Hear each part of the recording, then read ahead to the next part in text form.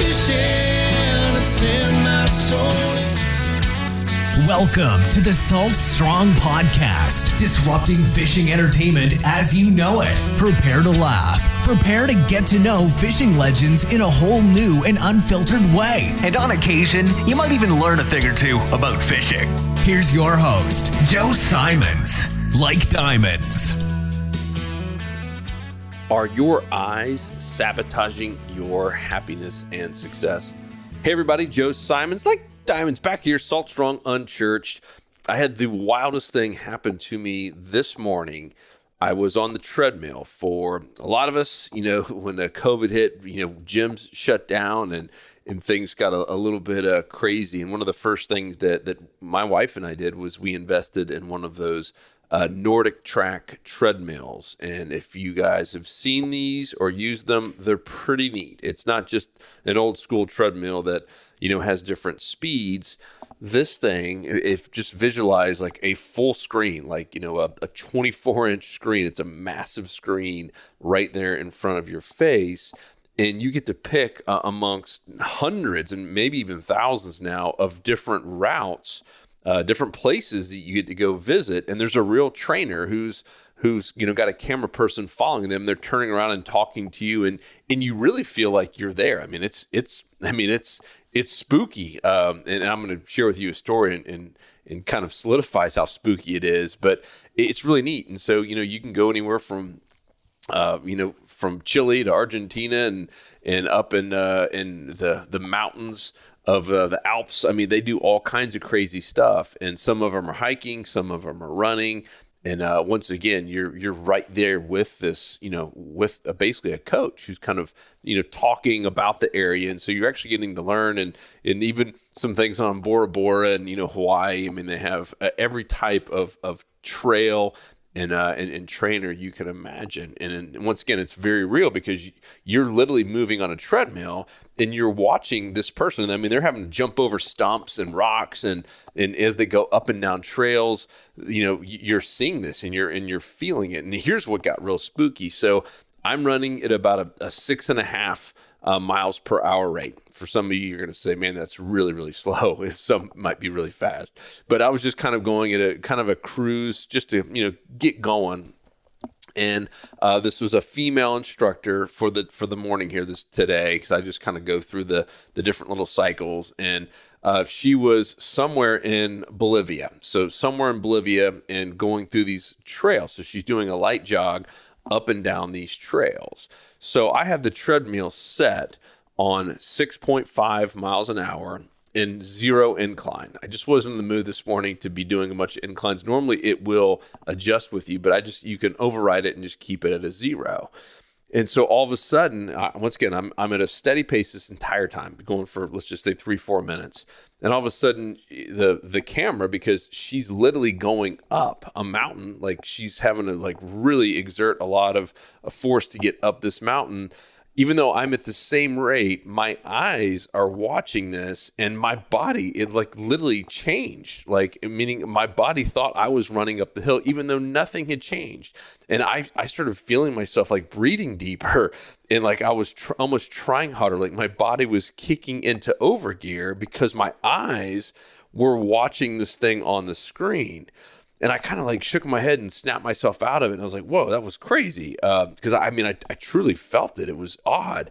And then, a couple minutes later, she's going down the hill, even though I'm still to 0. Once again, nothing's changed on my treadmill, nothing. And all of a sudden I start feeling lighter and I'm running faster. It felt easier. And I shook my head again. I was like, wow, snap out of it, Joe. This is so crazy, right? Because my eyes are playing tricks on me is what's happening. My eyes are seeing something on the screen that's not really there. I mean, it's there, but I'm not really physically there. And it's telling my body to either relax or to start, straining harder. And this happened 3 or 4 times, and I couldn't stop it. Meaning she kept going up and down hills, and this entire time, I had to keep checking to make sure my treadmill had not moved up or down an inch. Literally nothing had changed. It would have been just like if there'd been no screen in front of me and I was just running on a completely flat surface, for 15 minutes. And throughout these hills, as I'm watching her, my body kept adjusting and telling myself, oh man, it's about to get tough. I'm gonna have to push even harder. And the physiology, like my body literally was changing. My heart rate was changing, even though nothing had changed except what my eyes were seeing. And I got off the treadmill and I said, gosh, wow. I wonder how many times we've done that to ourselves, where we've hijacked, our happiness or our success, and many times because of something that our eyes have seen or something we even visualize, because that's all really it is. Anytime you see something, you're visualizing it, right? That was essentially my body visualizing that I was there in the jungles of Bolivia running up and down these hills. And so I started thinking back to all the anxiety attacks I had and all the people who reach out to me about dealing with anxiety. And most of the time, I talked about on the prior podcast, it's we're visualizing what's going to happen, even though it hasn't happened yet, right? Like this instance on the treadmill, it hadn't really happened, but my body was visualizing it, was seeing it, that this girl's running up a hill. It looks like I'm running up a hill, even though I'm not. And all of a sudden we start reacting to it. My heart was beating faster, even though nothing had changed. I was like, wow. And I remember all the times that I was going through just those horrible anxiety attacks. And it was very similar. I was visualizing before I even got to the place. I was already visualizing the fear of what was going to happen. And I was sabotaging myself before I even got there. And I said, doggone, I wonder how many times we all do this to ourselves. And there's some great news here too, right? One, to be aware of it. Because that's eventually how I got out of my anxiety attacks. I shared the three main secrets, but a lot of it was just like literally changing my mindset and visualizing something different, visualizing a better outcome, visualizing me walking out of that place with confidence, right? Me visualizing the entire experience going flawless and not having an anxiety attack. Right? Fooling my mind that things were going to be great, not negative. Because that's really what happens with any kind of fear, is we start telling ourselves and visualizing the worst case scenario. Most of the time, of course, it never happens, but we visualize it and we start believing it. Just like my body was believing that I was going up this hill when I really wasn't.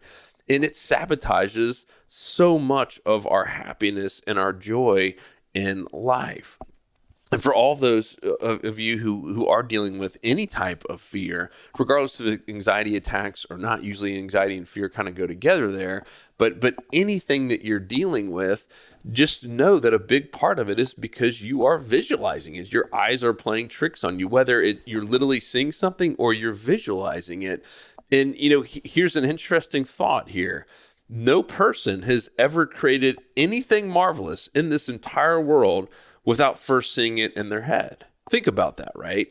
From airplanes to the iPads to any of this, it didn't just get created one day, right? It wasn't like any of this new technology or new product just shows up on our doorstep.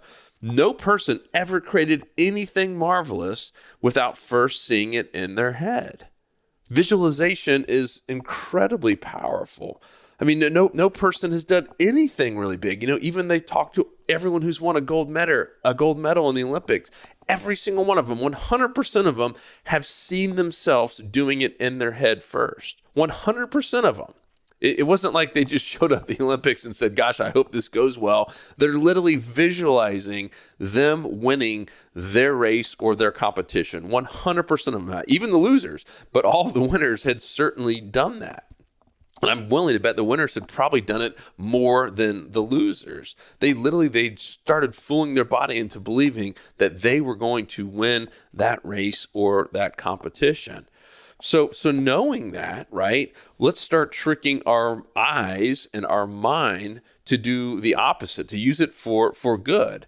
Like I started eventually doing with the anxiety attacks. I started visualizing me. I literally, that was what I was doing, because my fear going into, let's just say a wedding where I knew I was going to be stuck in a church for a while. I would always feel like, oh man, what if I start sweating and if I have a panic attack and then I have to leave? And then my mind starts going down that path, right?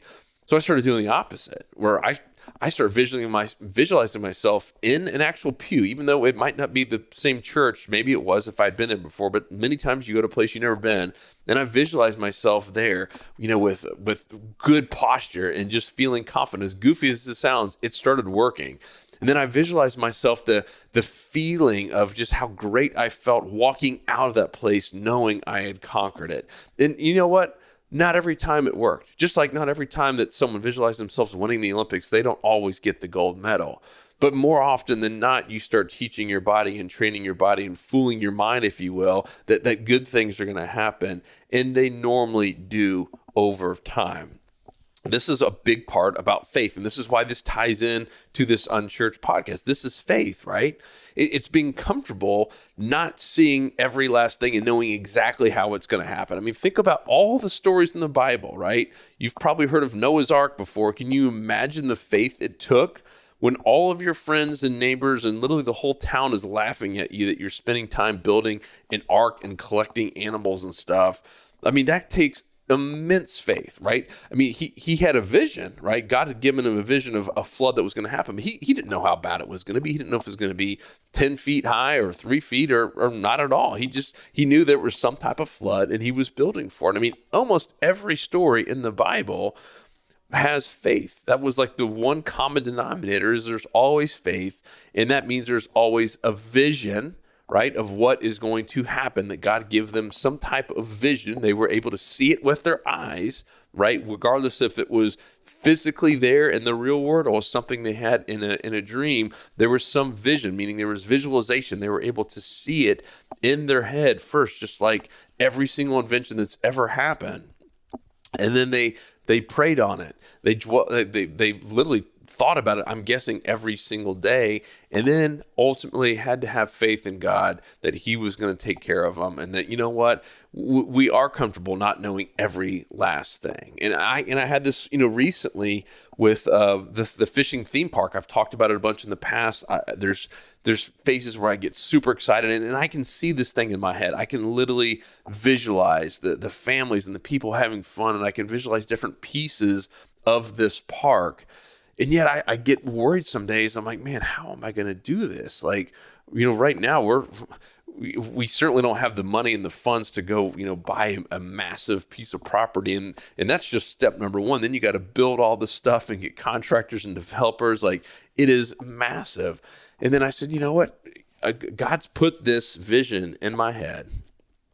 I know I'm supposed to do it. I know I was put on this earth to do it. I'm 100% certain. Just like Noah in the ark, and just like Abraham and Moses and everyone who's done anything, big, that there had to be some pretty massive faith there and a pretty big vision from God. So I know I'm supposed to do all this.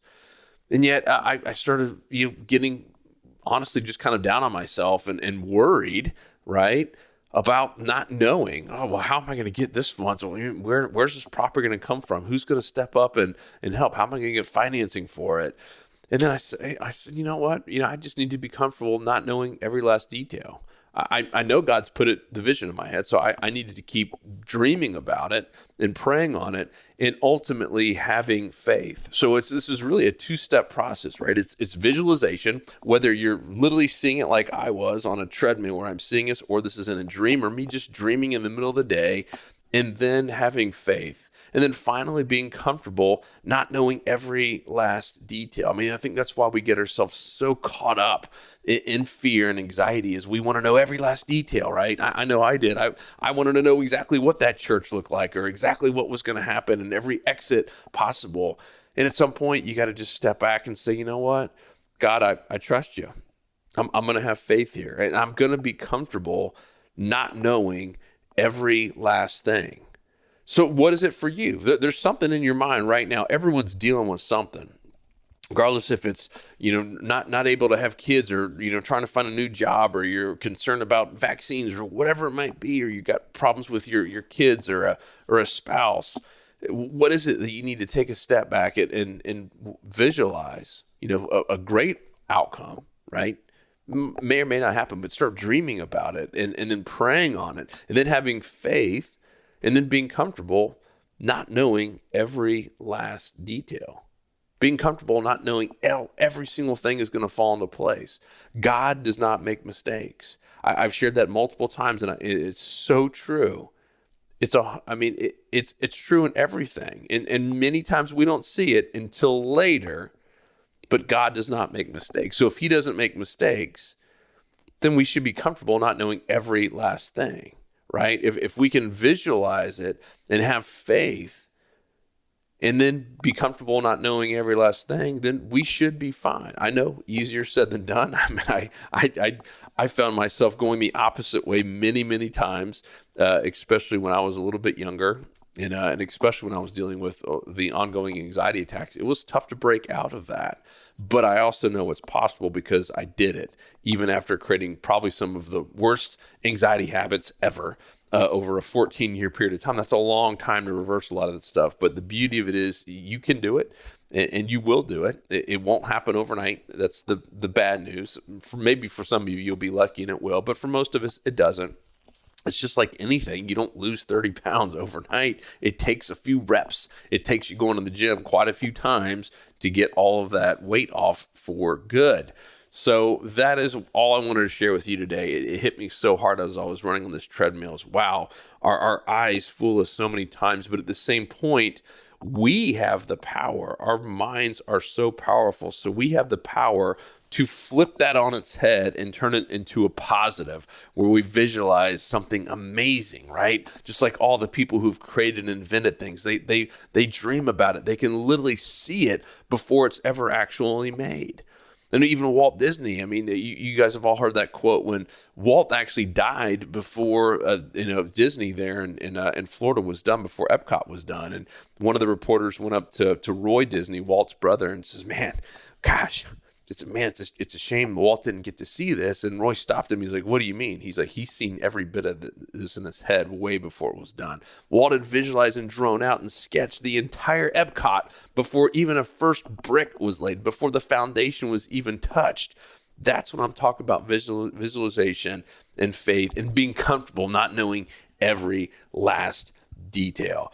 Guys, I love you. I hope this was helpful for you. I pray before every single one of these here in my little podcast room that this reaches the right person who's struggling with something particular, and that this makes an impact. So if it's you, I'd love to hear from you. If there's anything I could do to help pray over you or for you or give advice or just to listen, let me know. Joe@saltstrong.com. That's my private email. You have my word that none of this is ever shared. I get emails pretty much every day from people who listen to Unchurched, and I absolutely love them. It gets me fired up. It honestly keeps me going with this stuff. I love the fact that I can see how many people are downloading it and listening, but it's really neat when I hear from real people. So shoot me an email, even if it's just a quick say hello. I try to get back with every single person. Joe, Joe @saltstrong.com. Otherwise, I'll talk to you on the next episode. 'Cause fishing, it's in my soul.